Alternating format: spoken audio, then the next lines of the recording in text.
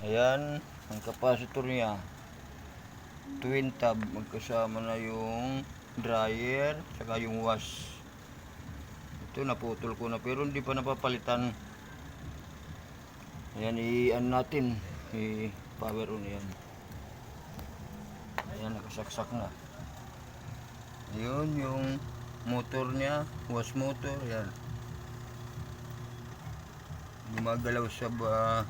Gumagalaw-galaw yan. Gusto niya umandar. Yan. Yan, umuugong siya. May supply siya. Ano ibig sabihin ng ganon? May supply May siya. supply pa yun. Kahit tumakas. May power siya. Ibig sabihin Opo. may kuryente. Ganda naman kasi huminto yun eh. Pero, Nakakapagtapos Ayan. naman ako ng laba. Yung the next, after 3 ayan o, days, gumagalaw siya. maglalaba kami ulit. Ayaw na. Umuugong siya. Gumagalaw. Gusto niya umandar. Di siya, ayan o. Hindi tumutuloy. Dito mo tuloy. Okay. Kaya ngayon, gagawin natin. Papalitan natin itong ano niya. Capacitor po. Capacitor. Ayan. Ano natin, bunutin muna natin to. Ayan, para safety. Safety first. Ayan. Ayan, may capacitor dito na washing. Ayan. Dito ang ano natin. Ayan. Ano po tawag dyan sa puting iyang bilot na yan? Capacitor din yan? Opo, ito, capacitor to. Ah, okay. Po. Iba lang Iba-iba. yung Oh, ano niya. laki. Oh. Pero, Laki lang niya. Okay. pero may ano po siya, may Power, nakalagay yan. ano daw? Oo. Nakalagay. Oo. Meron bang ano yan? Meron bang size? Yan. Mayroon po, may mataas.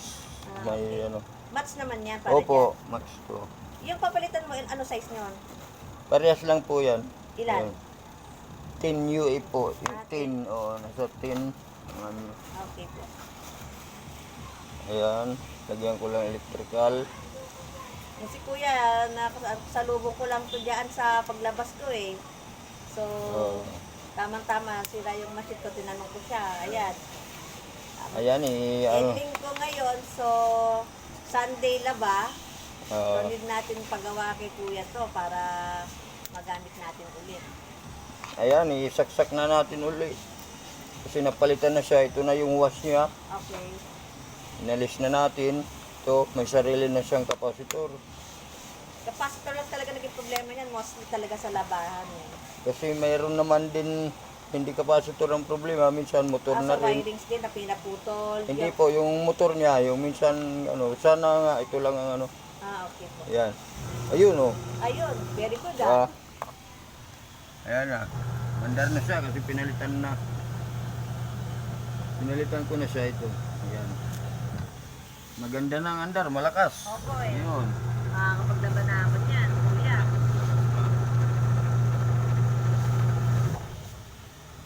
Kuya, gumagawa ka rin ng automatic, di ba? Opo, opo. Ayun. I-ano mo na rin dito para pag may mga gusto sa'yo, para just in case. Opo, maano. Sa anak ko kasi meron silang ano doon eh, automatic. Ayan. Para may contact kami sa'yo.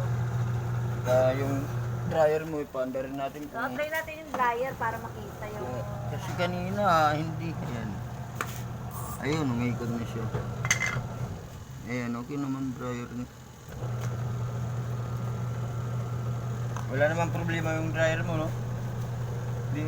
Wala ko yung Oh, first time ikaw lang palang Opo, ayun. gumawak niya na. Gumagana naman. Ang nahawakan lang namin dyan, yung extension at saka yung mga scotch tape. Opo.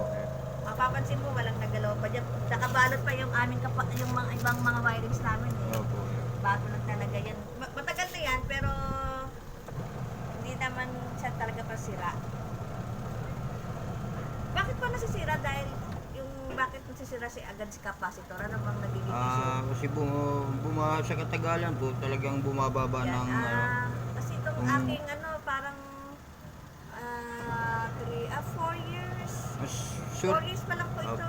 maswerte pa yan pag ganyan lang nasisira, medyo mamura pang Kasi hindi magiging. naman siya talaga yung gamit na gamit. Opo. Hindi po siya gano'n. Tsaka hindi namin nilalagyan ng ano yan. Yan, okay. Tawag na ba lang talaga. Malinis pang ilalim niya, wala pang leak. Oo, wala Kaya, po. Ito yung capacitor. ito po na, Naka-vlog kami. ano na Ano siya, namin si Kuya. Nakabukod na po siya, nakabukod. Nakabukod ng ano niya. Hindi tulad ng ano, pero meron naman din ako yan ganito na dalawa. Okay na siguro yan. Oo Basta, po. ano mo lang, wala ba kuryente yan? Wala, naka-electrical na po. Electric wala na. Sige, pagbalik mo